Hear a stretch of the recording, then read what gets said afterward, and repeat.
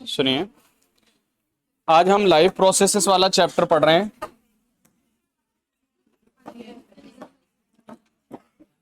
सारे important questions आज हम इसको कंप्लीट कर लेंगे। सबसे पहला लाइव प्रोसेसेस, सबसे पहले इसकी डेफिनेशन देखिए। तो लिविंग बीइंग्स के द्वारा थ्रू परफॉर्म की जाने वाली वो एक्टिविटीज जिससे वो लाइफ को मेंटेन करता है और कंटिन्यू करता है। दो वर्ड, लाइफ को मेंटेन करना और कंटिन्यू करने के लिए जो एक्टिविटी परफॉर्म करेगा लिविंग बीइंग्स, उसको क्या बोलेंगे हम? फिर से सुन लो,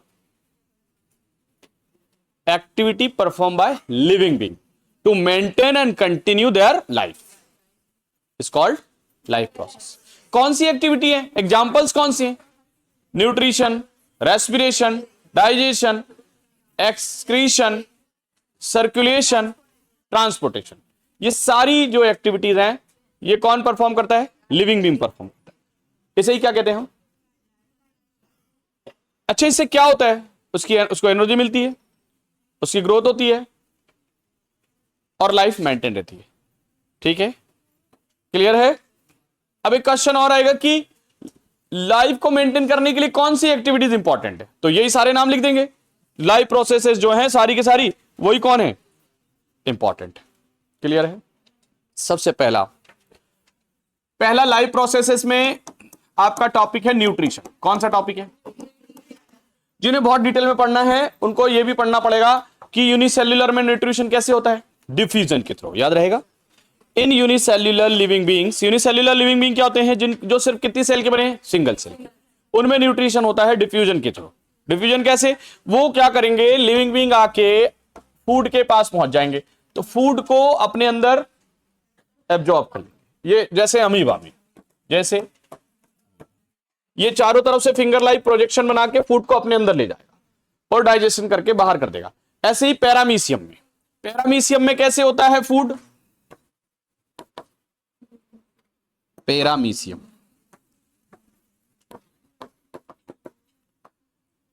पैरामीशियम में ऐसे सिलाई होती है चारों, पूरी ऑल ओवर बॉडी में। सीलिया बोलते हैं उसको। क्या बोलते हैं? ये फूड को क्या करेंगी? एब्जॉर्ब कर लेंगी, अपनी तरफ अट्रैक्ट कर लेंगी। ठीक है, एमपी बोर्ड में तो नहीं पूछेगा कि पैरामीशियम में कैसे फूड जाता है। अमीबा में कैसे जाता है? अमीबा अपने सीडोपोडिया यानी कि जैसा फूड है उसके शेप का अपने आप को कर लेगा और फूड को कवर कर लेगा पूरा। ठीक है, और अपने अंदर ले जाएगा। और ये किसके थ्रू अट्रैक्ट करेंगे? सीलिया के थ्रू। कौन? पैरामीशियम। ये कौन है? यूनिसेल्युलर। तो इस मेथड को कहते हैं डिफ्यूजन मेथड। क्या कहते हैं? और बाकी जो मल्टी सेल्युलर है वो डिफ्यूजन मेथड से नहीं कर सकते क्योंकि उनको ज्यादा एनर्जी की जरूरत है। कितनी एनर्जी की जरूरत है? हायर एनर्जी रिक्वायरमेंट की वजह से मल्टी सेल्युलर में डिफ्यूजन मेथड से न्यूट्रिशन करना सफिशिएंट नहीं है। ठीक है, तो न्यूट्रिशन के बारे में, न्यूट्रिशन क्यों रिक्वायर्ड है? एनर्जी के लिए न्यूट्रिशन रिक्वायर्ड है। बॉडी की अदर एक्टिविटीज को परफॉर्म करने के लिए न्यूट्रिशन रिक्वायर्ड है। न्यूट्रिशन कितने टाइप के होते हैं?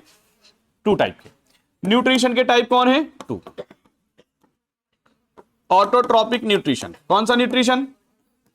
और हेटेरोट्रॉपिक न्यूट्रिशन। एक एक के बारे में पढ़ते हैं। पहले देखो, ऑटोट्रॉपिक न्यूट्रिशन में क्या होता है? जो भी लिविंग बीइंग्स हैं, हिंदी में इसको बोलेंगे स्वयंपोषी, है ना, हिंदी मीडियम वाले, और इसको हिंदी में आपको पता चली गया होगा क्या बोलेंगे। Green plant, generally mostly green plants autotrophic होते हैं। कैसे होते हैं? सनलाइट की प्रेजेंस में कार्बन डाइऑक्साइड और वाटर से लेकर कार्बन डाइऑक्साइड और वाटर लेकर अपना खुद का फूड प्रिपेयर करते हैं, सनलाइट और क्लोरोफिल की प्रेजेंस में। ठीक है, हेटेरोट्रॉपिक अपनी फूड रिक्वायरमेंट के लिए किस पे डिपेंड है? प्लांट और एनिमल पे। जैसे ह्यूमन काय पे डिपेंड है? प्लांट्स पे और एनिमल पे। ठीक है, तो कौन सा न्यूट्रिशन करते हैं ह्यूमन? हेटेरोट्रॉपिक। क्लियर है? हेटेरोट्रॉपिक न्यूट्रिशन भी अलग अलग टाइप का होता है। एनसीईआरटी में एक छोटा सा पैराग्राफ लिखा है, उसको आपको पढ़ना है। जैसे सेप्रोफिटिक, कुछ होते हैं सेप्रोफिटिक होते हैं, कुछ कौन होते हैं? सेप्रोफिटिक का मतलब होता है ऐसे लिविंग बीइंग जो अपना फूड डेड और डिके मटेरियल से गेन करते हो। कहां से गेन करते हो? डेड एंड डिके कहां से गेन करते हो?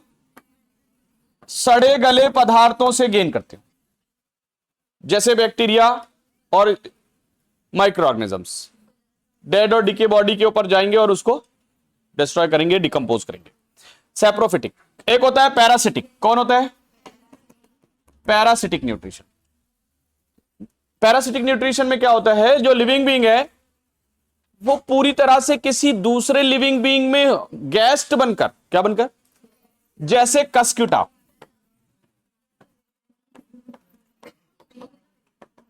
अमरबेल।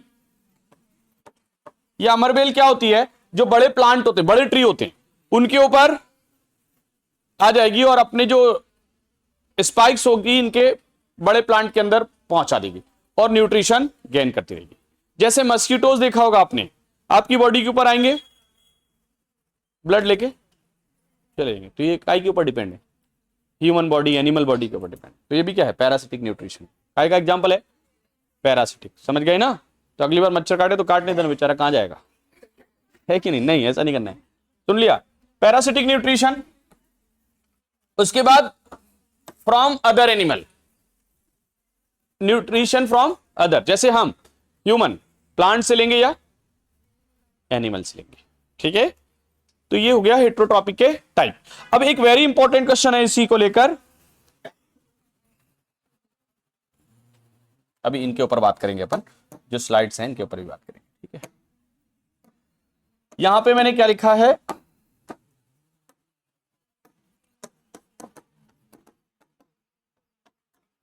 ऑटोट्रॉपिक और हेटेरो। मतलब आप ये इसको सुन लो एक बार तो आपको याद होना चाहिए। पहला होगा डेफिनेशन। पहला पॉइंट क्या होगा? Living being get their prepare their own food.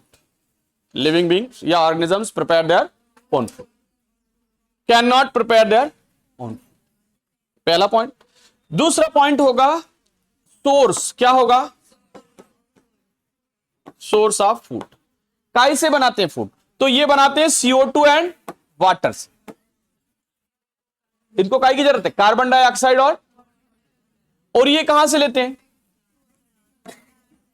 Plants और अदर एनिमल्स।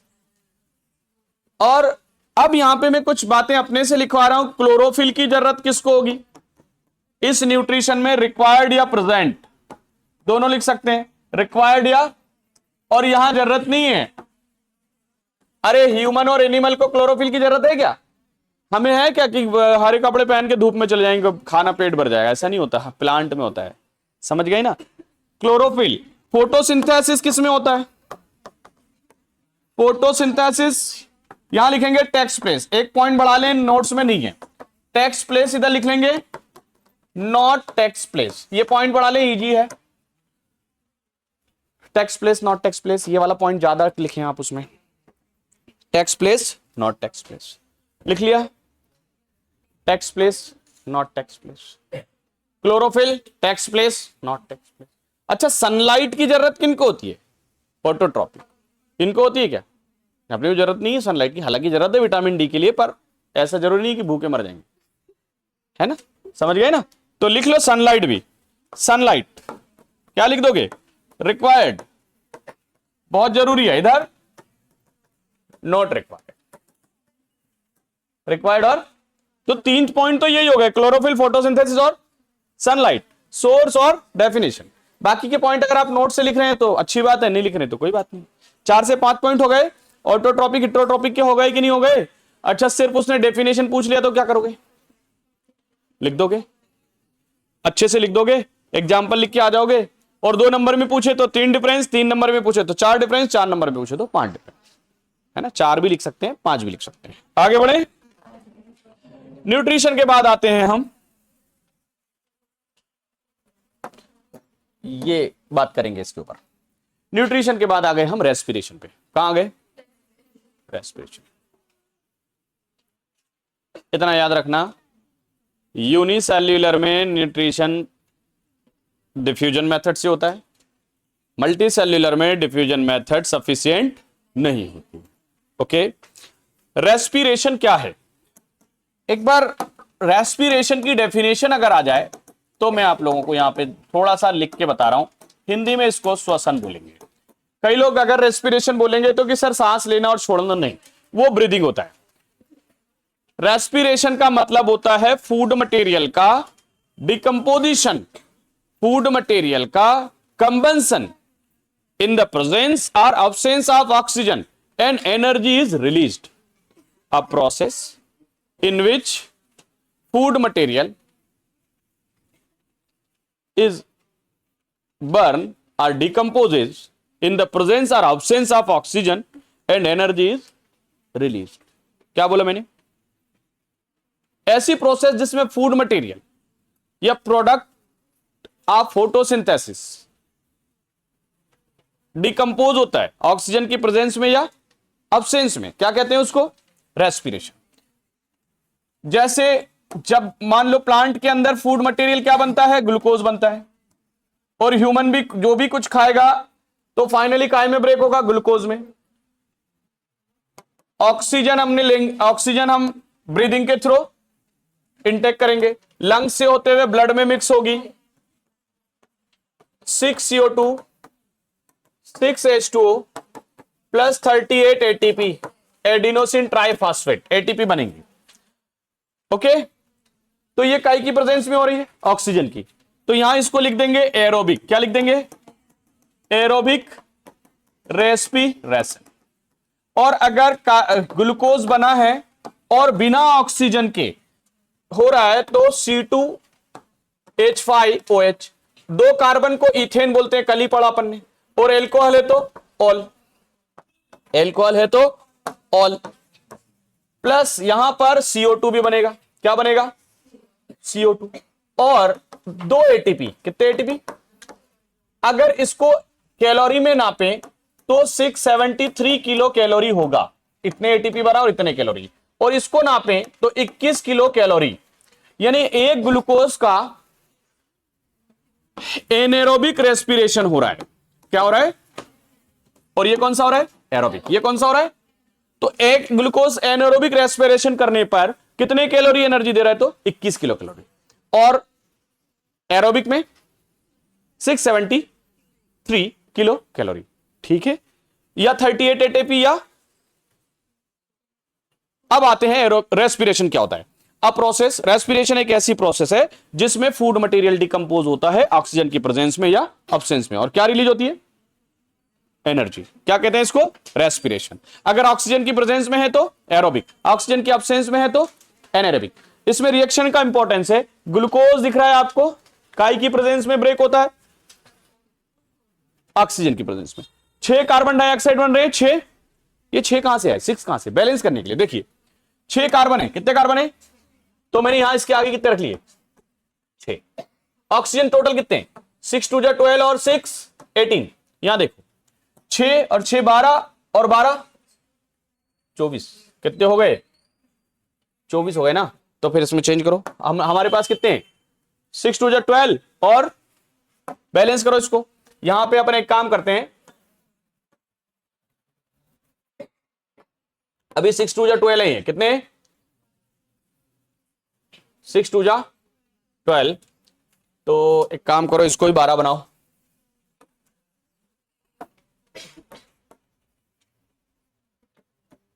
बारह लिख दो यहां पे। कितने लिख दो? चेक करो कितने हो गए। 12 और 12 24 हो गए क्या? चेक कर दो, हो गए ना। अरे बैलेंस है कि इम्बैलेंस है? चेक करो एक बार। इम्बैलेंस है, पहले वाली सही थी। कैसे? अगर मैंने यहां पे 6H2O लिख दिया, क्या लिख दिया, तो अभी कहां बैलेंस हुई? देखो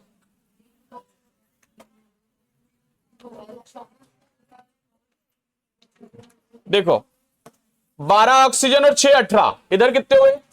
12 और 6 बैलेंस तो है यार, बैलेंस है, बैलेंस ठीक है, बैलेंस है, नो डाउट, ठीक है, बैलेंस। इस वाले को देखो, यहां कार्बन कितने हैं? 6।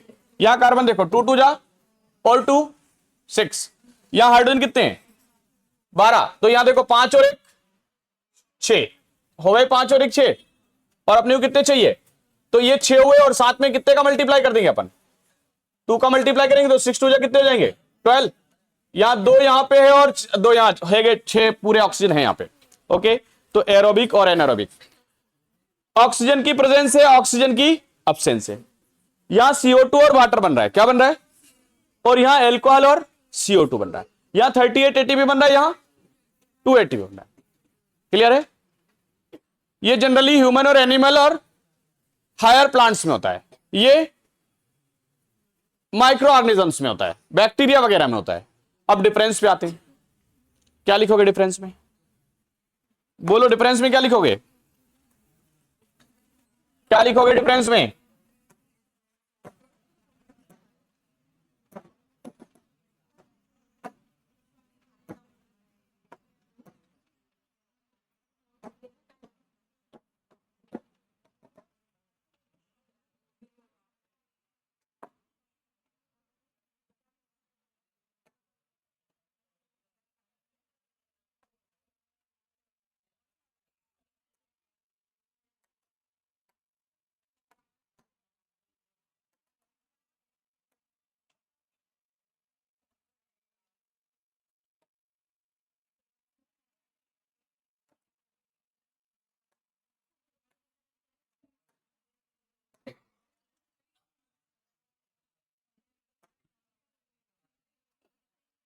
डिफरेंस में क्या लिखोगे,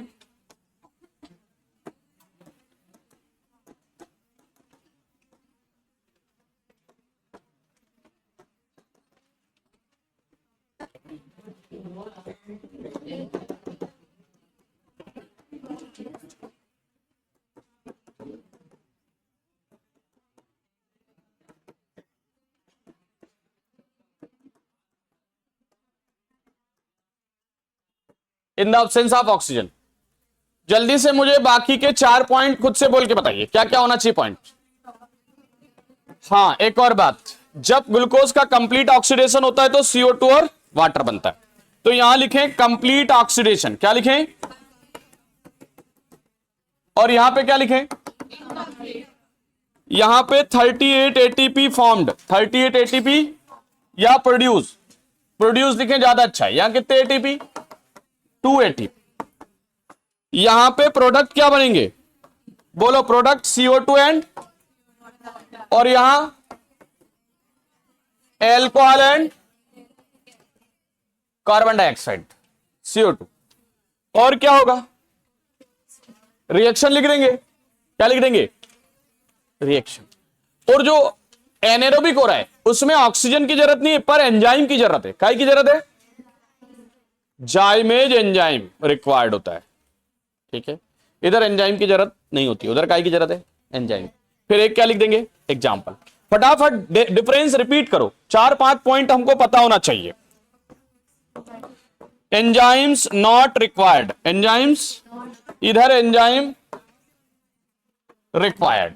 जल्दी से जो डिफरेंस आपके पास है, और एक पॉइंट में रिएक्शन जरूर लिख के आएंगे। कौन सी रिएक्शन, कौन सी रिएक्शन लिखोगे, ये वाली रिएक्शन। ये कौन सी रिएक्शन है, एरोबिक की, ये एनारोबिक की। यहां पे लिख दें एंजाइम्स,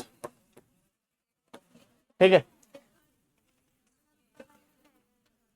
ऊपर वाले में नहीं लिखना, नहीं लिखना है। अगर गलत आ गया हो कहीं नोट से तो हटा देना। डिफरेंस हो गया, चलो छोड़ो।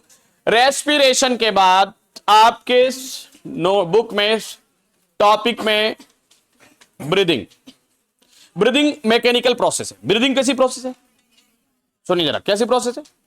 मैकेनिकल प्रोसेस का मतलब क्या होता है,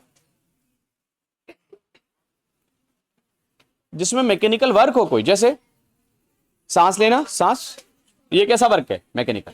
ये मैं हैंड को ऐसे घुमा रहा हूं, ये कौन सा वर्क है, आप साइकिल चला रहे हो, कौन सा वर्क है, मैकेनिकल। समझिए, तो ब्रीदिंग कैसी वर्क, कैसी फिनोमिना है, कैसी प्रोसेस है, सांस लेना, सांस छोड़ना। सांस से हम कौन सी गैस लेते हैं, ऑक्सीजन। कौन सी गैस छोड़ते हैं बाहर, कार्बन डाइऑक्साइड।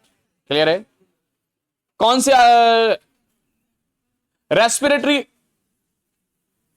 जो सिस्टम है उसमें कौन कौन से आर्गन है जो ब्रीथिंग में हेल्प करते हैं, नोज, नोस्ट्रिल्स, ये जो छेद है 2, उसके बाद नेजल कैविटी, उसके बाद वाली नेजल कैविटी, उसके बाद ट्रेकिया, कौन, ट्रेकिया, उसके बाद ट्रेकिया के बाद लंग्स, और लंग्स जो है हमारा उसमें ब्रोंकियोल्स और ब्रोंकाइटिस। एक बार मैं डायग्राम बता देता हूं इसका, इसके बारे में देख लीजिए सिर्फ।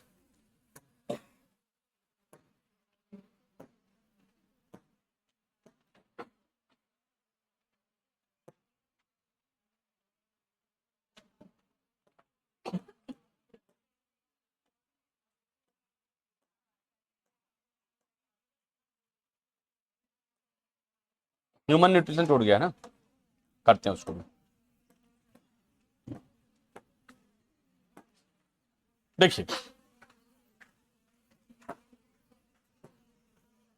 नेजल पैसेज, फेरिंग्स, लैरिंग्स और ट्रेकिया। याद रखें PLT, पहले फेरिंग्स आएगा, लैरिंग्स आएगा और फिर ट्रेकिया। ये ट्रेकिया यहां से काय में बदलेगा, ब्रोंकाइज में, ब्रोंकाई, फिर ब्रोंकाई की जो ब्रांचेस है वो कौन है, ब्रोंकियोल्स, और ब्रोंकियोल्स की जो एंडिंग है वो कौन है, एल्यूविलर सेक, बलून जैसे स्ट्रक्चर। जो फाइनली गैस है वो काय में फिल होती है, हमारे लंग्स के एल्यूविलाई में। फिर से सुनिए, PLT कैसे याद रखोगे, पहले फेरिंग्स आएगा, फिर लैरिंग्स आएगा, फिर ट्रेकिया काय में बदलेगा। ट्रेकिया की दो ब्रांच है, ब्रोंकाई, ब्रोंकाई, ब्रोंकाई की ब्रांच को क्या कहते हैं, ब्रोंकियोल, और ब्रोंकियोल छोटे छोटे ब्रांच में जिन्हें एल्यूविलर सेक।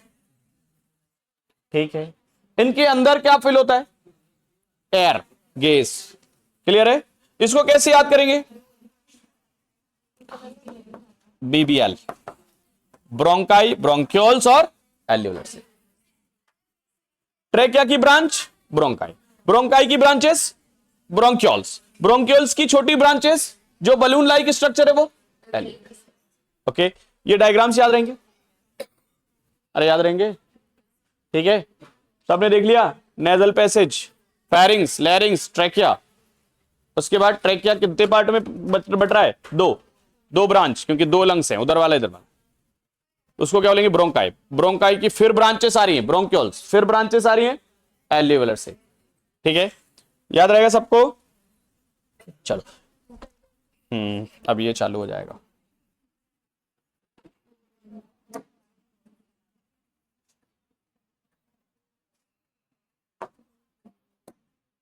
ये हट भी नहीं रहा है,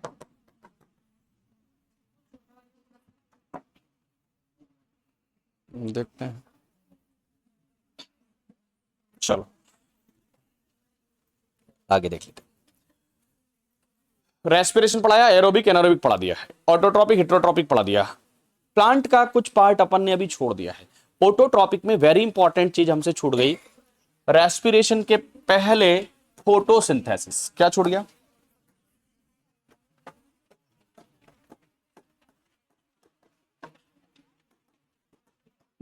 सारी चीजें। फोटोसिंथेसिस की प्रोसेस क्या है, इंपॉर्टेंट है। तो ये आई होप प्लांट जैसा दिख गया होगा सबको, और ये लीफ जैसा दिख गया होगा, है ना। ये कैसा प्लांट है, ऊपर से ऐसा एक पत्ती लगा दी, मान लो है प्लांट, है ना।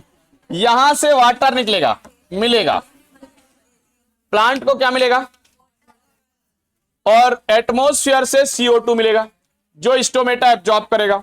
क्या मिलेगा, सनलाइट से क्या मिलेगी, सन से सनलाइट, सन से। और यहां पे क्लोरोफिल मौजूद है। कौन मौजूद है, दिखाने के लिए क्लोरोफिल को ग्रीन कर दें, अपने पास व्यवस्था है ऐसी तो, ठीक है। फिर से देखिए, प्लांट्स सॉइल या अर्थ से वाटर लेकर, एटमॉस्फेयर से CO2 लेकर, सनलाइट और क्लोरोफिल की प्रेजेंस में अपना फूड प्रिपेयर करते हैं।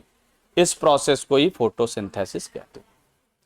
A process in which green plant takes CO2 from the soil and CO2 from atmosphere and prepare their own food in the presence of sunlight and chlorophyll is known as photosynthesis. Clear है, plant water लिया इधर से, CO2 लिया atmosphere से, chlorophyll leaf में present है, sunlight मिल रहा है, क्या बनाएंगे, ग्लूकोज बना लेंगे। क्या बना लेंगे, इस प्रोसेस को क्या कहते हैं हम? फोटोसिंथेसिस। अब इसकी भी रिएक्शन लिखो। कार्बन डाइऑक्साइड लिया, वाटर लिया और क्या बनाया? ग्लूकोज। क्या बना दिया? ग्लूकोज बना दिया, ग्लूकोज। साथ में ऑक्सीजन। ये मेन प्रोडक्ट है। कौन है ये? और ये बाय प्रोडक्ट। बोलो मेन प्रोडक्ट। एमपी मतलब मेन प्रोडक्ट। मेन प्रोडक्ट कौन है? ग्लूकोज। और बाय प्रोडक्ट कौन है? ऑक्सीजन। और ऑक्सीजन कौन? हम इनटेक करते हैं।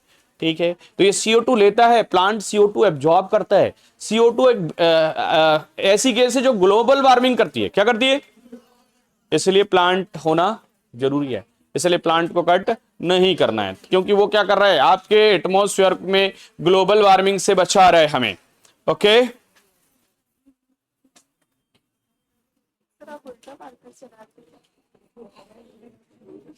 ठीक है, सुन लिया सबने?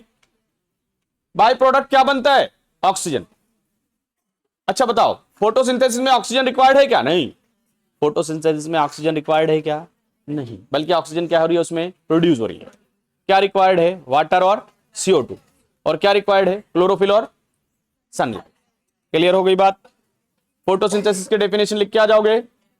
अब एक क्वेश्चन है वहीं पर कि कौन कौन से रॉ मटेरियल फोटोसिंथेसिस के लिए होते हैं और कहां से मिलते हैं। तो रॉ मटेरियल कौन है? वाटर। कहां से मिलता है? सॉइल से। रॉ मटेरियल कौन है? CO2। कहां से मिलता है? एटमॉस्फेयर से। रॉ मटेरियल कौन है? क्लोरोफिल, प्रेजेंट होता है लीफ में। रॉ मटेरियल कौन है? सनलाइट। कहां से मिलता है? सन से। हो गया। एक क्वेश्चन है, events of photosynthesis. Events of, okay, एक क्वेश्चन है, events of photosynthesis. Events during photosynthesis, प्रकाश संश्लेषण के दौरान होने वाली घटनाएं, हिंदी मीडियम में। ओके, इवेंट्स, यहां से कुछ क्वेश्चन गलती से आ सकता है। वैसे फोटोसिंथेसिस और रॉ मटेरियल इंपॉर्टेंट है। इवेंट्स कौन कौन से हो रहे, जल्दी देखो। इवेंट्स ड्यूरिंग फोटोसिंथेसिस मिला? इवेंट्स ड्यूरिंग फोटोसिंथेसिस,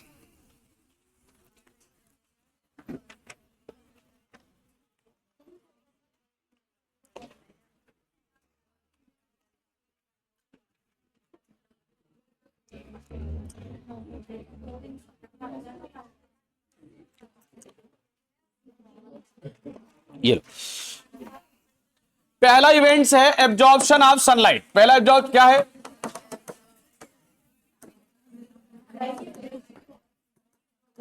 कौन एब्जॉर्ब करता है सनलाइट को? क्लोरोफिल। कौन एब्जॉर्ब करेगा सनलाइट को? क्लोरोफिल।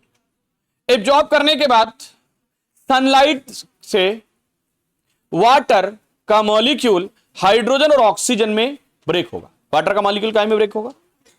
सेकंड होगा फोटोलिसिस ऑफ वाटर। सेकंड क्या है? कन्वर्जन ऑफ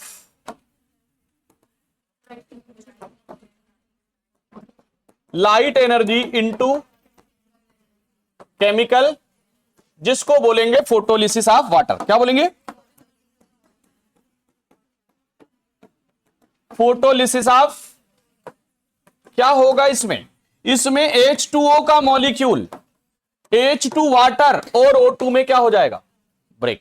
हाइड्रोजन और ऑक्सीजन में ब्रेक हो जाएगा। क्लियर है? तीसरी जो प्रोसेस होगी वो होगी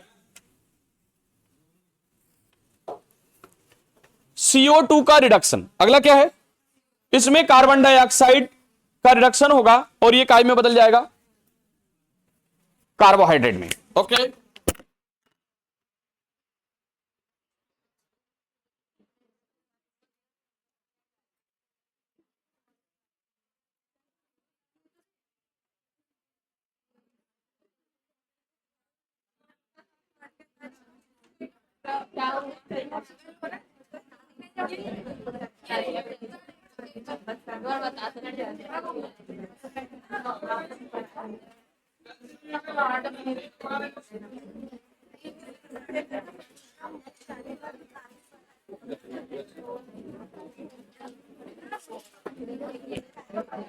तीसरी प्रोसेस क्या है? तीसरा इवेंट क्या है? क्या है तीसरा event? Reduction of carbon dioxide. Carbon dioxide का रिडक्शन होगा, मतलब उसमें हाइड्रोजन ऐड होगा। हाइड्रोजन ऐड होगा तो काय में बदल जाएगा? कार्बोहाइड्रेट, ग्लूकोज में। हो गए तीन इवेंट। तीसरा इवेंट क्या है? रिडक्शन ऑफ CO2, जिससे ये काय में बदलेगा? ग्लूकोज में या कार्बोहाइड्रेट में। वापस से देखिए क्या क्या इवेंट हो रहे हैं। पहला इवेंट है लाइट का एब्जॉर्प्शन, क्या हो रहा है, कौन कर रहा है, क्लोरोफिल। दूसरा है जो लाइट लिए ना उसको काय में बदलना, केमिकल एनर्जी में, फोटोलिसिस ऑफ वाटर, हाइड्रोजन और ऑक्साइड बन रहा है, ऑक्सीजन बन रहा है। तीसरा इवेंट है कार्बन डाइऑक्साइड का रिडक्शन, कार्बन डाइऑक्साइड का रिडक्शन होने से क्या बन रहा है, कार्बोहाइड्रेट, याद रहेगा। चलो ये एक प्रोसेस थी फोटोसिंथेसिस से रिलेटेड। अगला है प्लांट कैसे रेस्पिरेशन कर रहा है। प्लांट जो रेस्पिरेशन करेगा उसके लिए उसको काय की जरूरत है, स्टोमेटा की। काय की रिक्वायरमेंट है, स्टोमेटा। वेरी इंपॉर्टेंट है स्टोमेटा का डायग्राम, सुन लिया सबने, काय का डायग्राम, स्टोमेटा। स्टोमेटल पोर्स यही बना लेता हूं।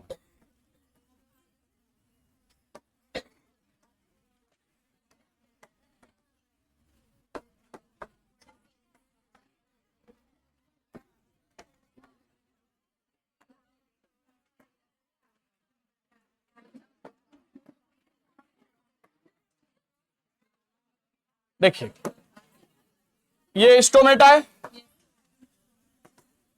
ये गॉड सेल है और ये कंपेनियन सेल है। कौन सी सेल है, हाँ सुनिए, सुन लीजिए। क्लोरोफिल्स सनलाइट के प्रेजेंस में स्टार्च बनाएंगे। क्या बनाएंगे, जब स्टार्च बनेगा तो गॉड सेल का कंसंट्रेशन ज्यादा हो जाएगा, गॉड सेल के अंदर की कंसंट्रेशन ज्यादा हो जाएगी। कंसंट्रेशन ज्यादा होगी तो ये बाहर का जो लिक्विड है, इनके अंदर का जो साइटोप्लाज्म है, किसके अंदर आ जाएगा, गॉड सेल में, जिससे गॉड सेल कैसी हो जाएगी, टर्जिड। और गॉड सेल टर्जिड होगी तो ये पोर कैसा हो जाएगा, ओपन। कैसा हो जाएगा, नाइट के समय में, during the night, in the absence of sunlight, photosynthesis रुक जाएगा, स्टार्च बनना बंद हो जाएगा। अब यहां की कंसंट्रेशन कैसी हो जाएगी, कम हो जाएगी। तो एक्सोऑस्मोसिस के कारण यहां का वाटर कहां चला जाएगा, बाहर। तो ये सेल श्रिंक हो जाएगी, कैसी हो जाएगी, श्रिंक हो जाएगी। तो ये जो पोर है ये कैसा हो जाएगा, ओपन हो जाएगा। इसीलिए शाम के समय में ट्रांसपीरेशन या लॉस ऑफ वाटर नहीं होता, जब सनलाइट प्रेजेंट नहीं होती लॉस ऑफ वाटर नहीं होता। तो स्टोमेटा की डायग्राम पूछेगा, ओपन और क्लोज, जो पिछली बार 2025 में आया है, 2 बार आया है, इंपॉर्टेंट है। ठीक है, आगे बढ़ते हैं। स्टोमेटा के बाद एक छोटी सी डेफिनेशन है, ट्रांसपीरेशन। क्या है, ट्रांसपीरेशन। प्लांट के एरियल पार्ट से वाटर का लॉस होना क्या कहलाता है, ट्रांसपीरेशन। याद रहेगा, प्लांट के एरियल पार्ट, एरियल मतलब वो पार्ट जो जमीन से ऊपर है, अर्थ से ऊपर है, जमीन के अंदर नहीं है, अर्थ के अंदर नहीं, वहां से किसका लॉस होना, वाटर का। अब कैसे होगा, स्टोमेटा से होगा। ठीक है, वाटर का लॉस होना क्या कहलाता है, ट्रांसपीरेशन। एक डेफिनेशन वहीं पे है, ट्रांसलोकेशन। आपको ये पढ़ना है, जरूरी नहीं है कि ये एग्जाम में आए तो ही पढ़ेंगे हम। ट्रांसलोकेशन, प्लांट के अंदर, ट्री के अंदर फूड मटेरियल का ट्रांसपोर्टेशन, एक जगह से दूसरी जगह जाना, क्या कहलाता है, translocation. Transportation of food material नहीं है नोट्स में, मत ढूंढो। हो गया, सुन लिया सबने, अरे सुन लिया ना, सुन लिया, हाँ।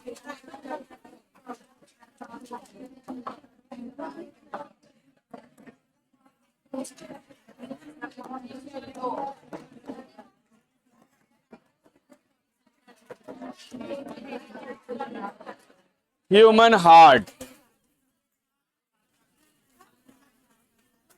1 minute, 1 minute.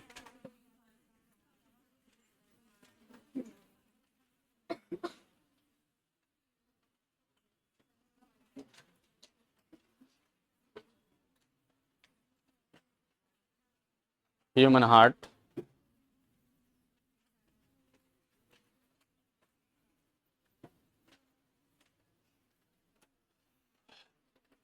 Human heart myogenic होता है, मसल्स का बना होता है, और इसका काम होता है ब्लड को पंप करने का।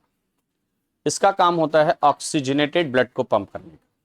इसका काम होता है ब्लड को, डीऑक्सीजनेटेड ब्लड को लंग्स में पहुंचाने का, फेफड़ों में पहुंचाने का, जहां इसको क्या मिले, ऑक्सीजन।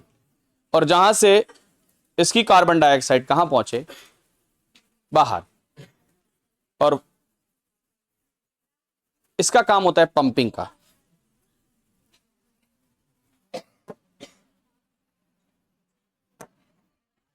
मैं डायग्राम ज्यादा अच्छा नहीं बना पाऊंगा, इसलिए रेडीमेड डायग्राम निकाल रहे हैं।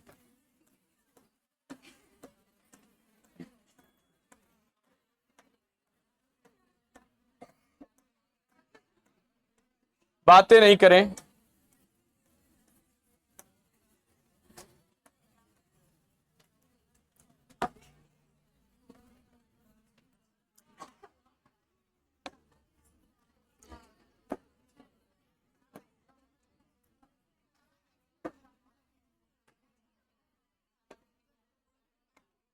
देखो भैया,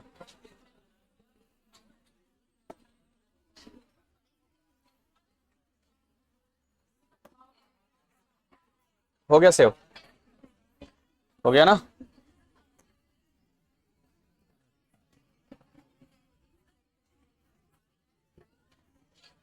हटाओ। सुनिए, स्क्रीन स्क्रीन स्क्रीन कहां पे आएगी? स्क्रीन शॉट इमेजेस में देखते हैं।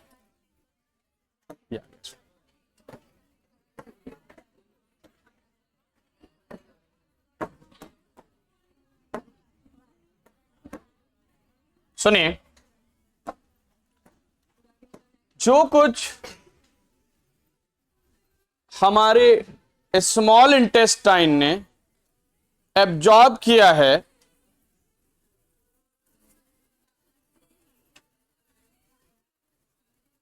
उससे हमारे ब्लड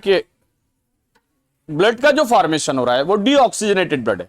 उस ब्लड में कार्बन डाइऑक्साइड, वो ब्लड पूरी बॉडी से जहां जहां से हमें सर्कुलेट होकर हार्ट तक पहुंच रहा है। कहां तक पहुंच रहा है? मान लो ये पहुंचा यहां तक, हार्ट तक। देखो, ये हार्ट तक पहुंचा, यहां से भी कहां तक पहुंचा? हार्ट। यहां से भी कहां तक पहुंचा? यहां से भी कहां पहुंचा? तो अभी इस तरफ कौन सा ब्लड आया है? डीऑक्सीजनेट। ये कौन लेके आए हैं? वेन्स। कौन लेके आए?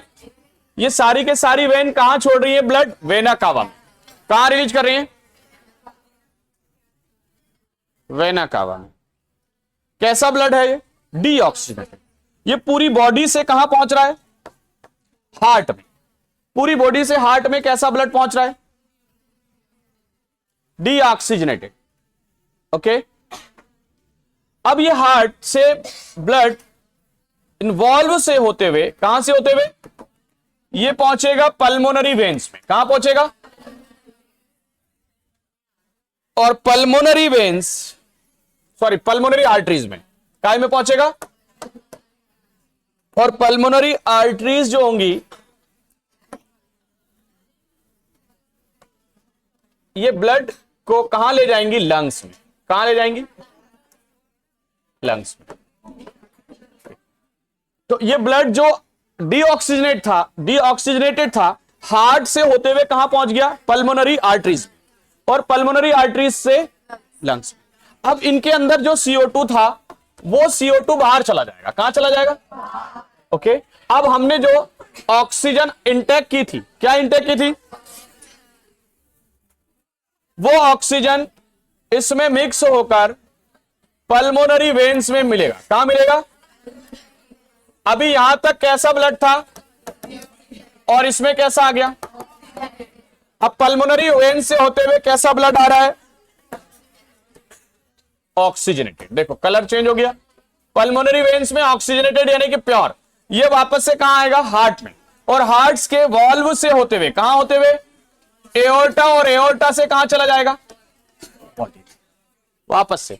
एक ही टाइप का ब्लड पहले आया था इम्प्योर फॉर्म में। कैसा आया था? और फिर हार्ट के बाहर पहुंच गया कहां? लंग्स में। और वहां ऑक्सीजन मिक्स हो गई, प्योर हो गया, और वापस से कहां पहुंचा? पल्मोनरी वेन्स में, और वहां से हार्ट में, और फिर हार्ट से होते हुए एओर्टा, और एओर्टा से बॉडी। इसीलिए एक ही टाइप का ब्लड दो बार हार्ट में आता है। इसको बोलते हैं डबल सर्कुलेशन ऑफ ब्लड। क्या कहते हैं? Double circulation of. हमारे हार्ट में, ह्यूमन हार्ट में 4 चेंबर। कितने हैं? कितने चेंबर हैं? देखिए, right atrium right atrium, right ventricle, right atrium. नीचे वाला वेंट्रिकल होता है, नीचे वाला, ऊपर वाला इधर लेफ्ट एट्रियम, लेफ्ट। 4 चेंबर हो गए, कितने चेंबर हुए? वेरी इंपॉर्टेंट है, फिश के हार्ट में कितने चेंबर हैं? 2 चेंबर। क्रोकोडाइल के हार्ट में 4। एम्फीबियंस के हार्ट में, क्रोकोडाइल भी एम्फीबियंस है पर इसमें कितने होते हैं? 4। रेप्टाइल्स में एक बार चेक करें, रेप्टाइल्स में कितने हैं और बर्ड में कितने हैं? लिखें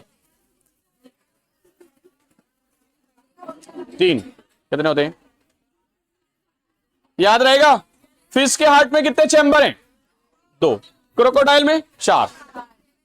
रेप्टाइल्स में लिखे हुए ना नोट्स में, इंपॉर्टेंट है। ओके, एक अकेला टॉपिक होता है एक्सक्रीशन, जो छूट गया अभी।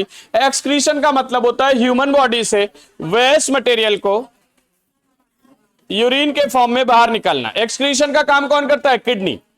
कौन करता है? ह्यूमन का एक्सक्रीटरी ऑर्गन कौन है? किडनी का डायग्राम वेरी इंपॉर्टेंट है।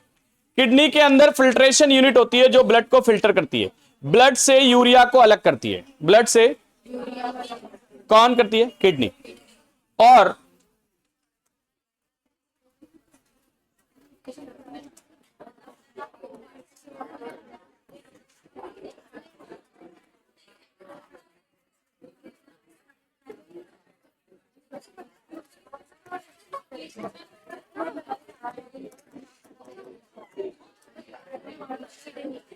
किडनी,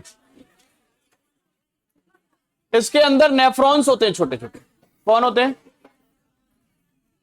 नेफ्रॉन्स के फंक्शंस और उनका स्ट्रक्चर भी इंपॉर्टेंट है। किडनी की फिल्ट्रेशन यूनिट कौन है? नेफ्रॉन। और नेफ्रॉन की फिल्ट्रेशन यूनिट कौन है? ग्लोमेरुलस। कौन है? ये नेफ्रॉन का यहां पे आर्टरीज का, वेंस का एक बंच होता है जिसको कहते हैं ग्लोमेरुलस।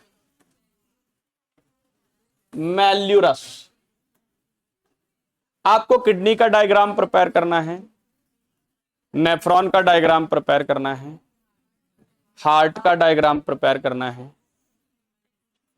एलिमेंट्री केनाल का डायग्राम प्रिपेयर करना है, स्टोमेटा का डायग्राम प्रिपेयर करना है,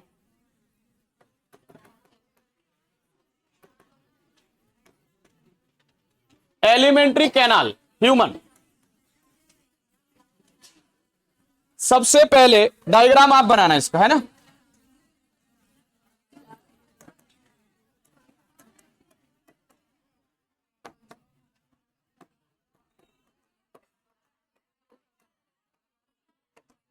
इंजेक्शन होगा माउथ में। कहां होगा? फूड इंटेक करेंगे माउथ में। माउथ में कौन सा एंजाइम होता है? एमाइलेज। कौन सा एंजाइम होता है?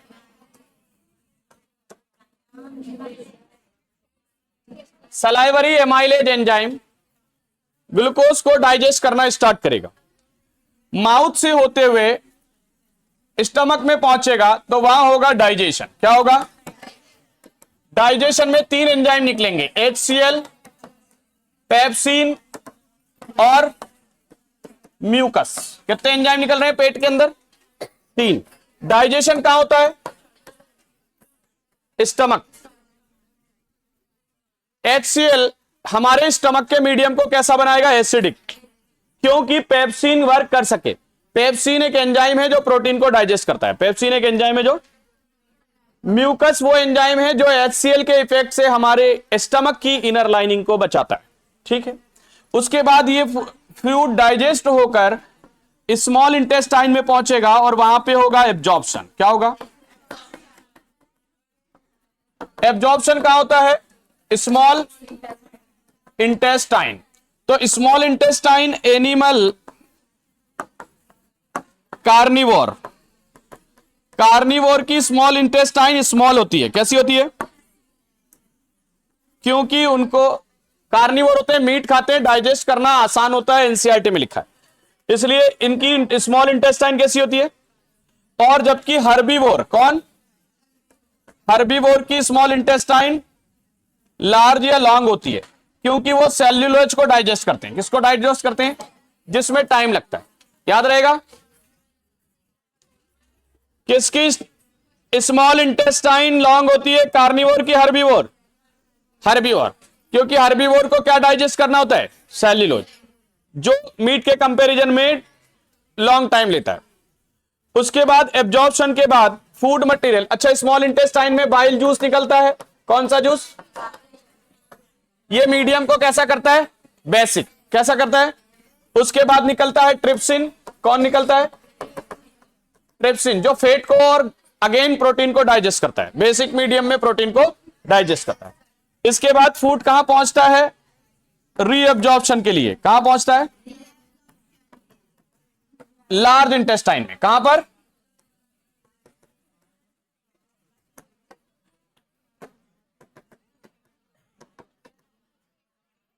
यहां पे मिनरल और वाटर का एब्जॉर्प्शन होता है।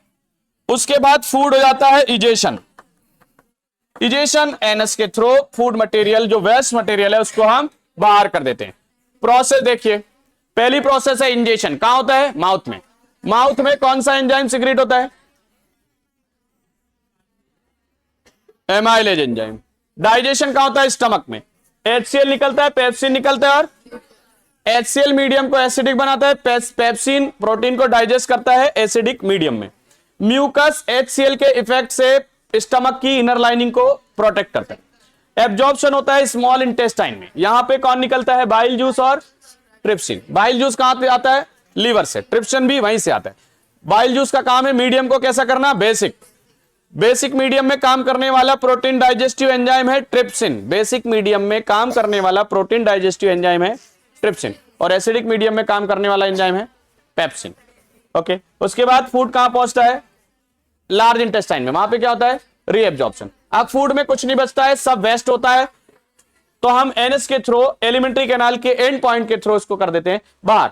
ओके, पूरा चैप्टर खास खास सारी बातें हो चुकी है खत्म। पहले तो जिन्होंने वीडियो नहीं देखा होगा 100 रुपए फाइन है। चैनल सब्सक्राइब नहीं करा होगा 100 रुपए फाइन। इसलिए चैनल को सब्सक्राइब करें और कराएं। ओके, और अभी कुछ लोगों को मैं बोल रहा हूं, जरा रुकें जरा।